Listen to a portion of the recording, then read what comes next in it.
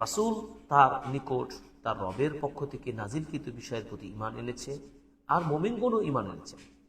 হ্যাঁ, আল্লাহ তাআলা নিকট থেকে যা নাজিল হয়েছেন তারা বিশ্বাস করেছেন, ঈমান এনেছেন। প্রত্যেকে ঈমান এনেছে কার উপরে? আল্লাহর উপরে, তার ফেরেশতাকুলের উপরে, তার কিতাব সমূহের উপরে, তার রাসূলগণের উপরে। আমরা তার রাসূলগণের মধ্যে কারো মধ্যে তারতম্য করি না। সকল নবী রাসূল আল্লাহর প্রেরিত বান্দা ও রাসূল, এটা আমরা বিশ্বাস করি। নবী মুহাম্মদ আল্লাহর প্রিয় নবী রাসূল, মূসা আলাইহিস সালাম, ঈসা আলাইহিস সালাম, দাউদ, সবগুলো হচ্ছে আল্লাহর প্রিয় নবী রাসূল, সবগুলোকে আমরা বিশ্বাস করি।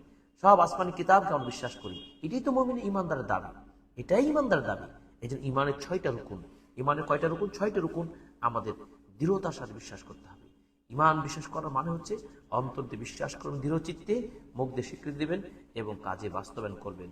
আপনি মুখে বলেন কোরআন মানি, কিন্তু কোরআন আপনি পড়েন না, কোরআনের সাথে সঙ্গ নেই, কোরআন তেলাওয়াত শুনলে আপনার ভালো লাগে না।